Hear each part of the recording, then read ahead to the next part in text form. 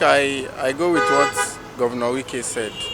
He's absolutely correct. You know, the Northerners just finished. I think this is the second.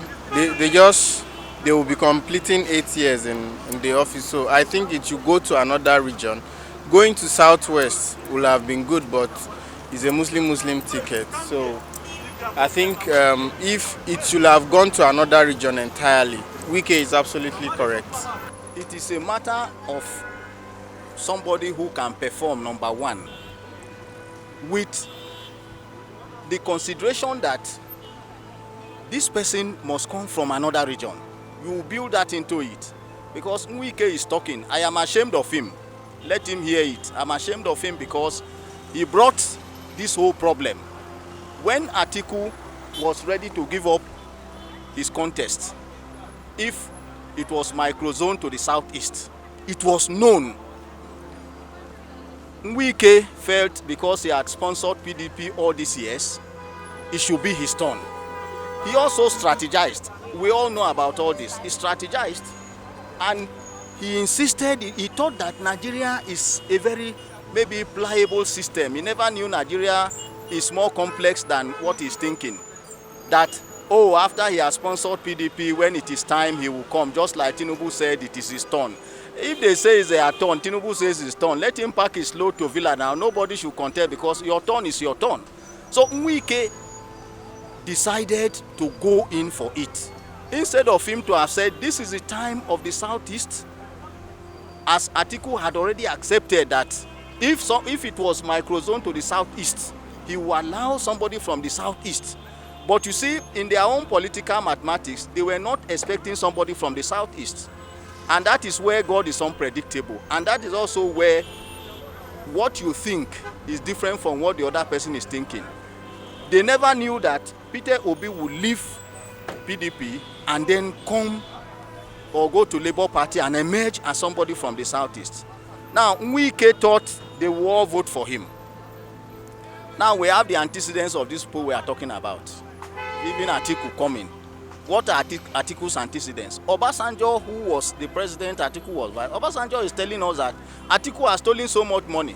The question is that if somebody like Obasanjo can be saying this and anti-graft bodies like EFCC, ICPC will fold their arms, what kind of country?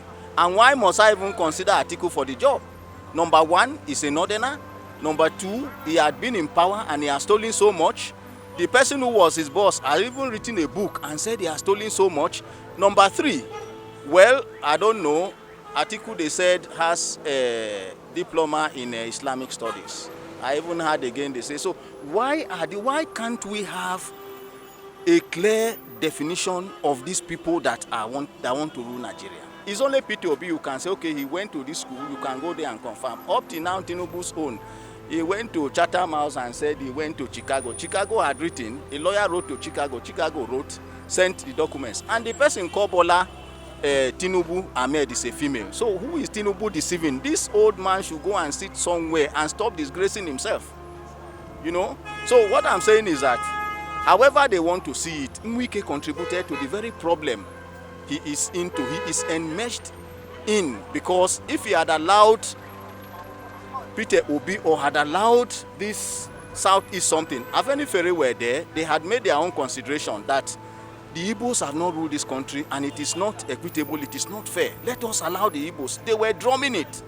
And Atiku had said if it was microzone to the southeast, he would step down. But Wike brought out himself. He came out fully that he was going to, maybe because of the word, it was southeast. They now came back and said, okay, let it be south. That was when Wike came. Tinubu brought out his head to do what? To rule who? A man who can't rule himself. According to Wike, there was an agreement.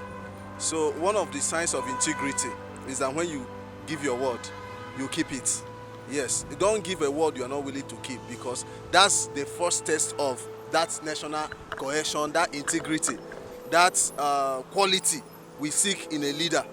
If you're a leader, your word is your bond. So if he's saying that we had a promise or we had an agreement, you have to keep the agreement, then keep it.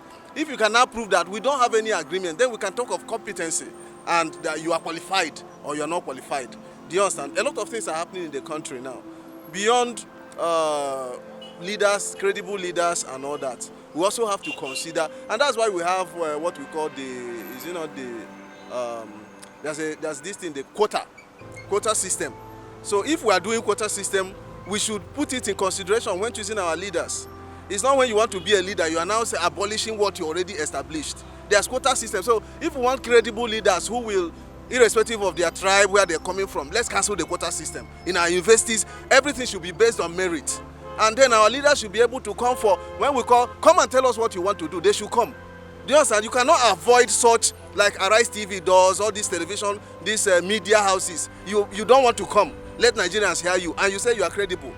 I'm not biased, but let every person that wants to be the leader have that ability to face the people and tell us what you want to do. Beyond ethnic, religious, we are still at that level. Maybe we will get there later. But where we are right now, we should consider quota system because it has been there. We should consider those. Do you understand? If a Muslim wants to be the head, he should also consider that there are other people from every other place. Do you understand? I don't mind who is the president. We want a credible person. But at the same time, we should consider the quota system because it has been affecting the country. That's the truth. Wike say the right truth.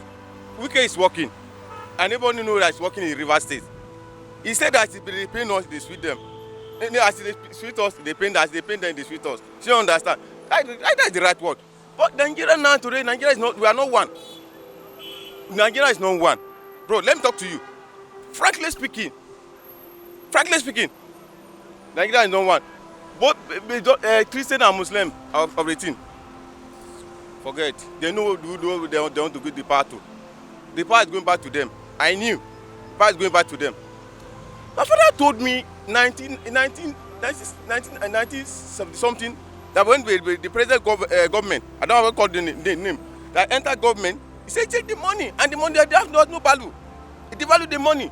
You see what is happening today? I'm sorry today. You are sorry too. Sorry, I'm sorry to mention that word, okay?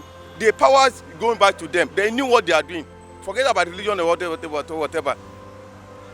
Verbally, contractually, I told you that what the government is doing is wrong. It's not good. I'm not biased. The truth, we are suffering. A lot of pains, a lot of suffering. No food anywhere. Things are very high in Nigeria. So we want Nigerians to, any man that's going to be there, let him see what we are going through as Nigerians. What works in America does not work in Africa. You understand? American democracy has been there for God knows how many years. Yes, over 200 years. How old is Nigeria? When did we begin to practice democracy? You understand? There are things American holds there. There are things they consider when, bringing people to power. So what are the things we look at here in Africa, in Nigeria? We look at religion, we look at ethnicity. So if that is what is working for us as a country at the moment, I think we should hold it sacred. Those things has nothing to do with power. It has nothing to do with kind of sentiment or whatever I'm talking about. So let's have the real man that will make us have it. That make us Nigeria good. That's all we know. You understand what I'm saying? You did tell about Hausa man or whatever. Let's live. Let's live as one. We're Nigerian. That's all I know. All we want is good Nigeria. Forward ever. The best man should get it and get Nigerians out of this mess. That's all we know. I think what we should be talking about is equity and fairness. You understand? So if what is it that APC has given to us as a country in the last 8 years? You understand? If it's in a sane country, APC should not even be saying, they should not even be projecting any candidate. They should not even be coming out to say they still want to contest for an election. You understand? So if for now, for the time being, we've not been able to overgrown that aspect, then we should look into what Governor Wike is saying. I absolutely align with him. If a president or a presidential candidate is able to have the capacity to deliver, is better than when you are looking at his religion or his ethnicity or his race. Most importantly, because of the economic situation of Nigeria, most people, most Nigerians want somebody that can give them the best of governance. As people, we are looking for the best among these candidates for 2023. But what are they telling us? These people that are contesting, who is telling us what they want to do for us? Is it not the same thing? It has been repeating. History is inability to learn from history. That's why history repeats itself. History is repeating itself. Are we like really? Are we telling ourselves the truth in this country? Who created the quota system? Why are we now? If we want to, I said something earlier. If we want to avoid all those federal character, quota and all that, let's completely take it away. And people grow. American politics is more than 200 years. Do you understand? Our own is just, we're even still struggling with, look at what is happening in the country. It's really crazy. So when we want to, during political seasons like this, we come up with, let's just avoid, let's just leave tribe and religion. Let's just be credible. Then we do that and the person goes there and becomes biased. There's religious sentiment in this country, whether we like it or not. And our leaders are at the forefront of it. Look at what the president is doing. Does it mean that there are no people from other tribes or other religions that can do better? There are. But it's just that mindset of, I'm a Christian. I may also go there now and become biased religiously. So let's just, one of the top American leadership experts, he said that leadership, everything rises and falls on leadership. The problem we have in this country is leadership. And people have failed us. And we want somebody who can tell us this is what we will do. And you stand by your word. Remember how I started? I told you that the same person that is saying we had an agreement. If you can come and point that agreement, the other person should abide by it. You don't give your word and you don't keep it. So if PDP said to Wike, this is what we will do, and they are not, it means they are even not ready to show their integrity as leaders. I shouldn't vote a man who gives his word and will not keep it. So if there's a word given, keep to it. If you tell Nigerians you will do this, do it. That's what I'm saying. That's what I believe, irrespective of religion, tribe, and all that. And then how do we know that you will keep your word? It's by coming out when they say all the leaders, all the aspirants, you should come out and tell us what you will do. You come out and tell us what you will do. You don't hang up there and be telling us that we'll vote you. We should, the manifestos in the nations you are calling, like America and all that, manifesto is something that they value. Everything begins from what you can tell the nation that you will do. But if they're not telling us anything, do you understand? They're not telling us anything. We don't even know. Okay, now, if anybody now, whether a Christian or a Muslim, gets there now, he will start doing what he wants. Do you understand? They become, nobody tells me what to do. But you, from the onset, you promised, we know that this present government promised us a lot. In your own calculation, have they kept it? That's the problem we are having. So who do we believe? Beyond religion and tribe, who do we believe?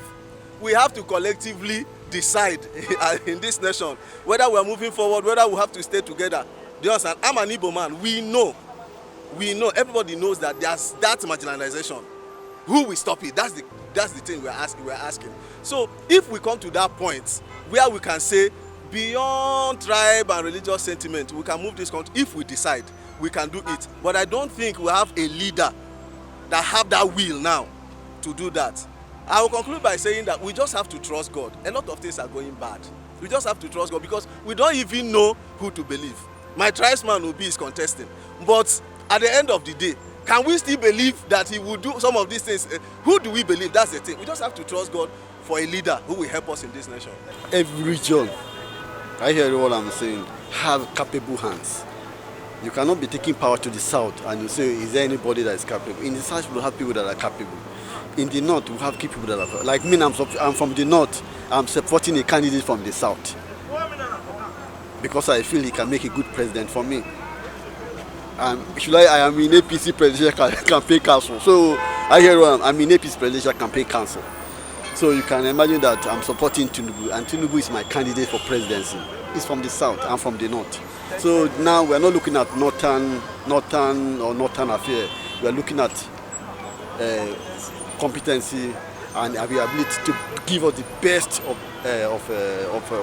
democratic dividends.